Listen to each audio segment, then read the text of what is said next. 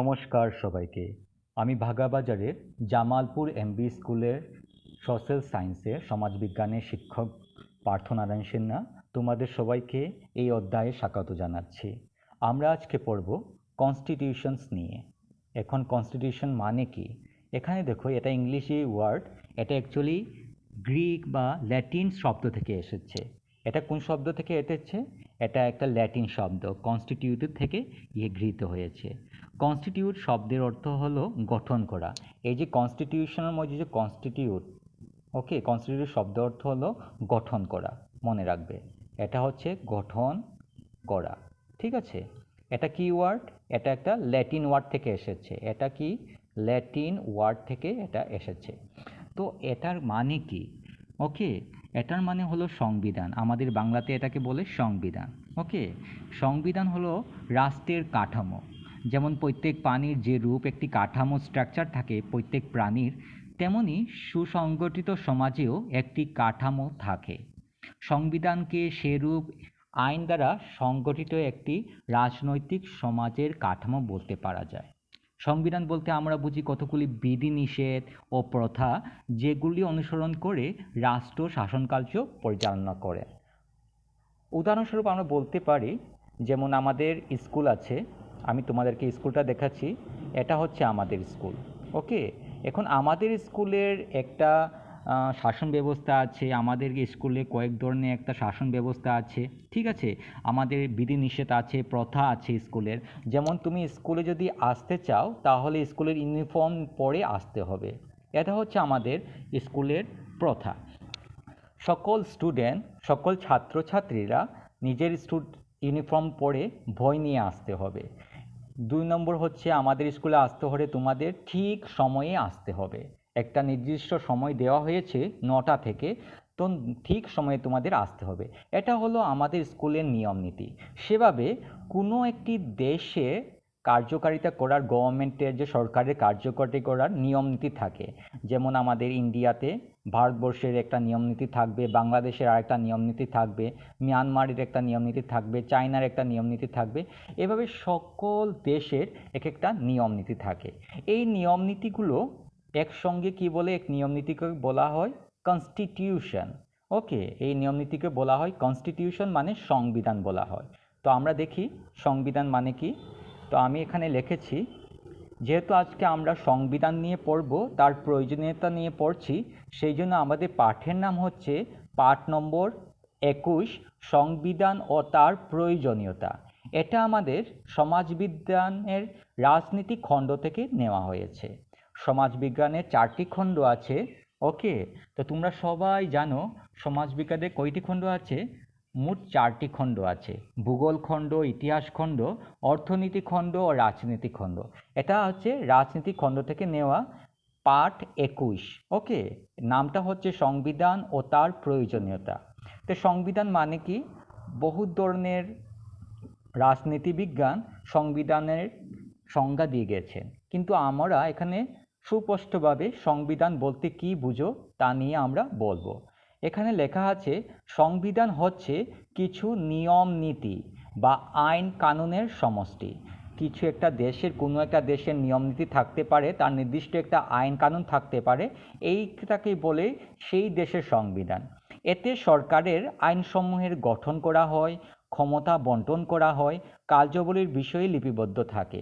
এই সংবিধানে কখনো কখনো কার্যলিপির বিষয়, সরকারের গঠন, ক্ষমতা এ সমস্ত লিপিবদ্ধ হয়ে থাকে, ঠিক আছে? আবার তোমরা বুঝে গেছো সংবিধান বলতে কি? সংবিধান কি? নিয়ম নীতি বা আইন কানুনের সমষ্টি। এতে সরকারের আইনসমূহের গঠন বর্ণনা করা থাকে। ওকে, আইন কানুনের গঠন, ক্ষমতা, কার্যাবলীর বিষয় লিপিবদ্ধ হয়ে থাকে, তাকে সংবিধান বলে।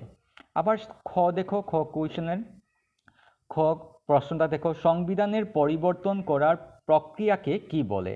মাঝে মধ্যে কোনো ধরনের আইন নীতিকে আমরা কি করি? আমাদের সরকার পরিবর্তন করে।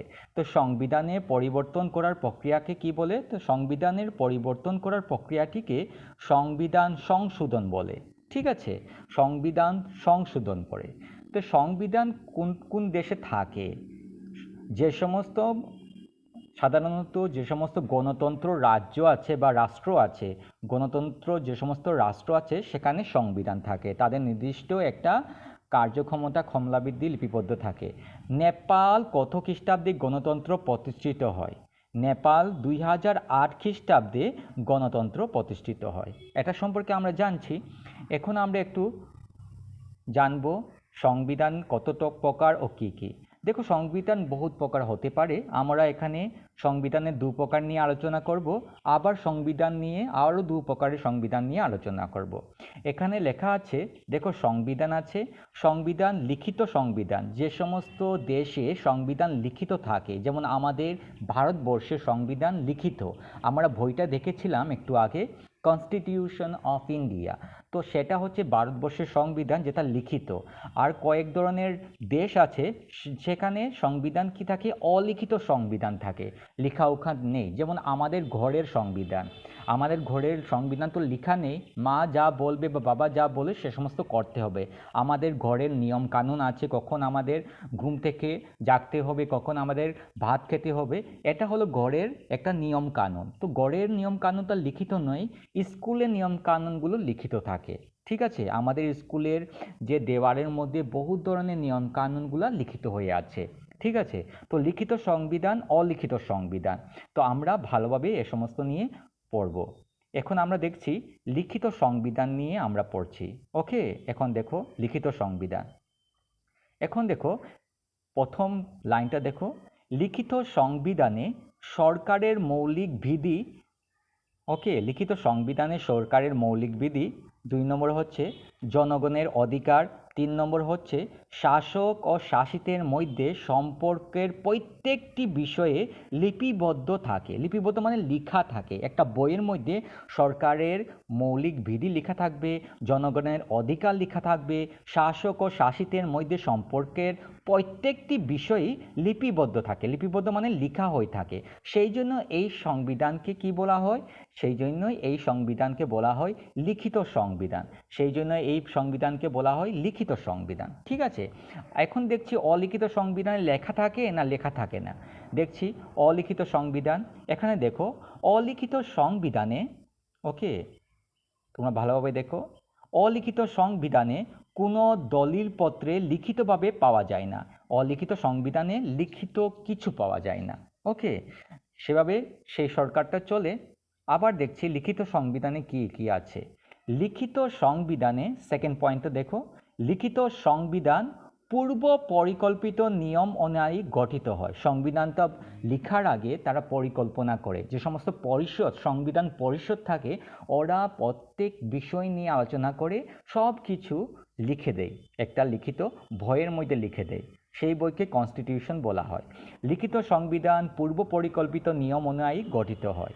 আবার অলিখিত সংবিধানের দেখি, অলিখিত সংবিধান, এখানে তোমরা এটা লিখবে, অলিখিত সংবিধান কোনো পূর্ব পরিকল্পিত নিয়ম অনুযায়ী গঠিত হয় না, ইহা ক্রমবিবর্তনের ফলে গড়ে ওঠে। অলিখিত সংবিধানের কোনো লেখা থাকে না, এটা হচ্ছে ক্রমবিবর্তনের ফলে, ধীরে ধীরে ক্রমবিবর্তনের ফলে সেই সংবিধানটা গঠিত হয়ে থাকে। ওকে, এখন আমরা উদাহরণ দেখব কোন কোন দেশে লিখিত সংবিধান আছে। তো এটা তোমরা মনে রাখবে, উদাহরণটা এভাবে লিখবে, মার্কিন যুক্তরাষ্ট্রে লিখিত সংবিধান আছে, ফ্রান্স, ভারতবর্ষ, আমাদের কাছের দেশ বাংলাদেশ প্রভৃতি দেশে লিখিত সংবিধান দ্বারা শাসন ব্যবস্থা পরিচালনা করা হয়। ঠিক আছে, অপরপক্ষে অলিখিত সংবিধান কোথায় আছে দেখো, ইংল্যান্ড। অলিখিত সংবিধান কোথায় আছে? ইংল্যান্ডে আছে, নিউজিল্যান্ডে আছে, ওমানে আছে, সৌদি আরবে আছে, লিবিয়াতে আছে। এই সমস্ত প্রভৃতি দেশে অলিখিত সংবিধান প্রচলিত। ঠিক আছে, লিখিত সংবিধান, অলিখিত সংবিধান তোমরা বুঝে গেলে। আরও কয়েকটা পয়েন্ট দেখে নেই আরও একটু। এখন দেখো নেক্সট পয়েন্টটা দেখো, লিখিত সংবিধান সাধারণত সংবিধান পরিষদ দ্বারা লিখিত ও বিধিবদ্ধ হয়। একটা লিখিত সংবিধান বানানোর আগে সংবিধান পরিষদ, একটা পরিষদ গঠন হয়। ওকে, কনস্টিটিউন্ট অ্যাসেম্বলি বলে ওদেরকে। তো কনস্টিটিউন্ট অ্যাসেম্বলি ডক্টর আম্বেদকর ছিলেন। ওকে, তো ডক্টর আম্বেদকরের নেতৃত্বে কনস্টিটিউশন অ্যাসেম্বলিতে আমাদের সংবিধানটা হয়েছিল। ওরা সবাই আলোচনা করে আমাদের সংবিধানটা লিখেছেন। তো সেই যে কমিটিটাকে বলা হয় সংবিধান পরিষদ, সেই কমিটিকে কি বলা হয়? সংবিধান পরিষদ। তো সংবিধান পরিষদের দ্বারা লিখিত সংবিধানটাকে আগের থেকে লেখা হয়ে থাকে, লিখিত বিধিবদ্ধ করা হয়ে থাকে, ঠিক আছে? এখন দেখো অলিখিত সংবিধান, যেহেতু ওটা অলিখিত সংবিধানে কোনো লিখিত ধরনের নাই, সেখানে কোনো কিছু লিখতে হবে না। এখন দেখো লিখিত সংবিধান কিভাবে হয়, দেখো এখানে দেখো লিখিত সংবিধান সরকারের বিভিন্ন অঙ্গের মধ্যে ক্ষমতা নির্ধারণ করে দেয়। লিখিত সংবিধান সরকারের বিভিন্ন অঙ্গের মধ্যে ক্ষমতা নির্ধারণ করে দেয়। সরকারের 3টি অঙ্গ আছে আমাদের ভারতবর্ষে, যেমন বিধানসভা, কার্যপালিকা, ন্যায়পালিকা, সেটা নিয়ে আমরা আলোচনা করব পরে, ঠিক আছে? তো লিখিত সংবিধান বিভিন্ন অঙ্গের মধ্যে ক্ষমতা নির্ধারণ করে দেয়। আবার দেখো অলিখিত সংবিধান কি করে দেয়, এখানে দেখো অলিখিত সংবিধান, এখানে দেখো অলিখিত সংবিধান ক্ষমতা বন্টন করে দিতে পারে না। ওকে, সরকারের ক্ষমতা অলিখিত সংবিধানে বন্টন করে দিতে পারে না। তো এটা নিয়ে আমি পিডিএফ দিয়ে দেব, এটা তোমরা ভালোভাবে লিখে নেবে। তো আমার মনে হয় তোমাদের লিখিত সংবিধান অলিখিত সংবিধান পুরোপুরি হয়ে গেছে কনসেপ্টটা। এখন আরও একটা জিনিস আছে, সেটা নিয়ে আমরা আলোচনা করব, ঠিক আছে? সংবিধান লিখিত অলিখিত হতে পারে, আবার সংবিধান কি হতে পারে? নমনীয় ও অনমনীয় হতে পারে। এটা নিয়ে আমরা এখন আলোচনা করব। সংবিধান কি হতে পারে? নমনীয়, অনমনীয় হতে পারে। এবং নমনীয় সংবিধান কাকে বলা হয়, কিভাবে হয় আমরা দেখছি।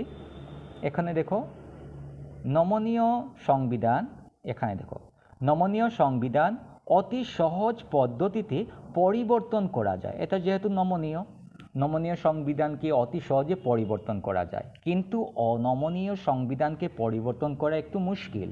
আমরা দেখতে পাচ্ছি অনমনীয় সংবিধান অতি সহজে সংশোধন করা যায় না।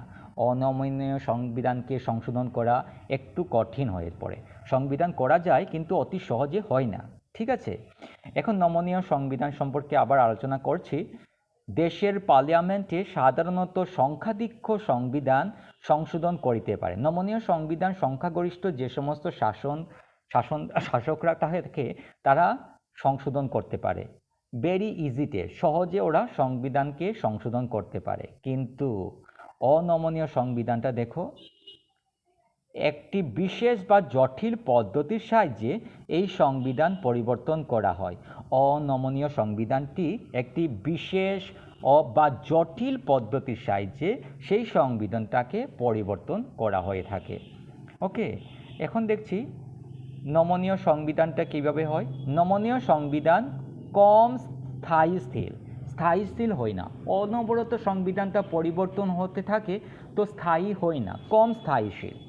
আবার অনমনীয় সংবিধানটা কি হয়? অনমনীয় সংবিধানটা হচ্ছে স্থায়ীশীল, ঠিক আছে? ওটা পরিবর্তন করা একটু জটিল, সেই জন্য স্থায়ীশীল হয়ে থাকে অনমনীয় সংবিধানটা। আবার দেখো নমনীয় সংবিধানে কি হতে হয়। নমনীয় সংবিধানে ইহা মানুষের মৌলিক অধিকারের স্বীকৃতি দিতে পারে না।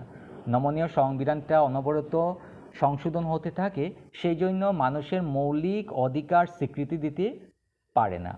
আর অনমনীয় সংবিধানটা দেখো, অনমনীয় সংবিধানে জনগণের মৌলিক অধিকার স্বার্থ সুরক্ষিত থাকে। যেহেতু এটা অনমনীয় সংবিধান, এটা অনবরত সংশোধন হয় না, সেই জন্য জনগণের মৌলিক অধিকার ও স্বার্থ সুরক্ষিত থাকে সেই সংবিধানে।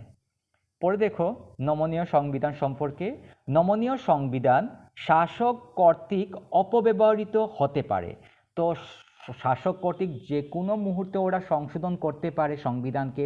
সংবিধান মানে আমরা জানি সংবিধান মানে কি? সংবিধান মানে কিছু কিছু কি কি নীতি আইন কানুন। তো যদি ওরা নীতি আইন কানুনকে বারে বারে পরিবর্তন করে, তো শাসন কর্তৃক দ্বারা সংবিধানটি আমাদের শাসকরই অপব্যবহৃত হতে পারে। অনমনীয় সংবিধানটা কিন্তু এভাবে নয়। অনমনীয় সংবিধান, এখানে দেখো তোমরা, অনমনীয় সংবিধান পরিষ্কার থাকে, যথাযথ থাকে, ও তাতে শাসক ব্যবস্থারা বেশিরভাগ অপব্যবহৃত করতে পারে না। উদাহরণ দেখছি, নমনীয় সংবিধান ইংল্যান্ডের সংবিধান। ইংল্যান্ডের সংবিধান নমনীয় সংবিধান। আর অনমনীয় সংবিধান দেখছি মার্কিন যুক্তরাষ্ট্রের, মানে United state of America. Okay, America মার্কিন যুক্তরাষ্ট্র মানে আমেরিকার, ইউনাইটেড স্টেট অফ আমেরিকার সংবিধানটা অনমনীয় সংবিধান। ঠিক আছে, তুমি জিজ্ঞেস করবে স্যার ভারতের সংবিধান নমনীয় না অনমনীয়? দেখো ভারতের সংবিধানটা কিছু কিছু নমনীয়, কিছু কিছু অনমনীয়। এটা নমনীয় আর অনমনীয় সংমিশ্রে ভারতের সংবিধানটা গঠিত হয়েছে। ঠিক আছে, ভারতের সংবিধানটা কি নমনীয় অনমনীয় সংবিধানের মানে গঠিত হয়েছে, দুটোটা মিলেই গঠিত হয়েছে। তো ভারতের সংবিধান কিছু কিছু ক্ষেত্রে নমনীয় আর কিছু কিছু ক্ষেত্রে অনমনীয়। ঠিক আছে, তো এটা হয়ে গেছে আমাদের নমনীয় অনমনীয় নিয়ে। আমরা যাচ্ছি নেক্সট যাচ্ছি আমরা একটা অঙ্গ নিয়ে, সরকারের অঙ্গ নিয়ে আলোচনা করেছিলাম। তো আমরা এখানে দেখি সরকারের অঙ্গ।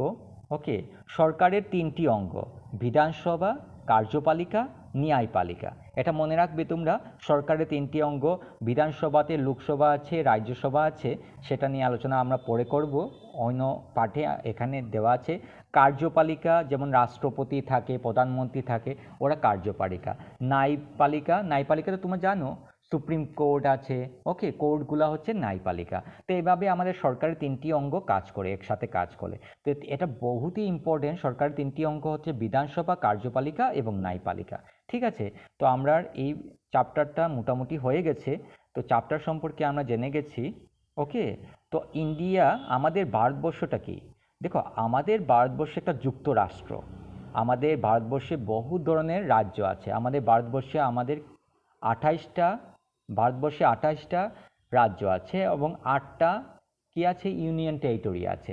তো ভারতবর্ষ কি হচ্ছে যুক্তরাষ্ট্র। তো ভারতবর্ষে একটি আমাদের যুক্তরাষ্ট্র। তো আজকে আমরা এভাবে শিখে নিলাম। আবার পড়ছি প্রথম কুয়েশনটা, এটা পাঠের কুয়েশন আমি দিচ্ছি। সংবিধান বলতে কি বুঝো? সংবিধান হচ্ছে কিছু নিয়ম নীতি বা আইন কানুনের সমষ্টি। এতে সরকারের আইনসমূহের গঠন, ক্ষমতা, কার্যাবলীর বিষয়ে লিপিবদ্ধ থাকে। ওকে, খ কুয়েশনটা দেখছি, একটু বড় করে দিচ্ছি। খ কুয়েশনটা হচ্ছে সংবিধানের পরিবর্তন করার প্রক্রিয়াটিকে কি বলে? তো আমরা জানি সংবিধানের নাম্বার খটা দেখো, সংবিধানের পরিবর্তন প্রক্রিয়াটাকে কি বলে? তো সংবিধান সংশোধন বলে। যখন আমরা সংবিধানের কিছু নীতি বা কানুন আমরা পরিবর্তন করি, সেটাকে আমরা কি বলি? সংবিধান সংশোধন বলা হয়। নেপালে কত খ্রিস্টাব্দে গণতন্ত্র প্রতিষ্ঠিত হয়? নেপালে 2008 খ্রিস্টাব্দে গণতন্ত্র প্রতিষ্ঠিত হয়। লিখিত সংবিধান প্রচলিত 3টি রাষ্ট্রের নাম লেখো। আমরা জানি লিখিত সংবিধান প্রচলিত 3টি রাষ্ট্রের নাম হচ্ছে ভারত, বাংলাদেশ, আমেরিকা যুক্তরাষ্ট্র। ঠিক আছে, তো এটা তোমাদের আজকের জন্য রাখছি। আরও কোয়েশন আছে নি? আর নেই। এটুকু কোয়েশন তোমরা শিখবে। তা সত্ত্বেও তোমরা এটা নিয়ে যখন কোয়েশনের মধ্যে থাকবে লিখিত সংবিধান সম্পর্কে লিখো, তো তোমরা এই 5-6টা পয়েন্ট আমি দিয়ে দিয়েছি, সেটা নিয়ে লিখিত সংবিধান সম্পর্কে তোমরা লিখবে। ঠিক আছে, এখান থেকে তোমরা লিখিত অলিখিত সংবিধান তোমরা লিখে নেবে। আর এখান থেকে নমনীয় অনমনীয় সংবিধান সম্পর্কে তোমরা লিখতে পারো। আমি পিডিএফটা তোমাদেরকে পাঠিয়ে দিচ্ছি। ঠিক আছে, থ্যাংক ইউ ভেরি মাচ।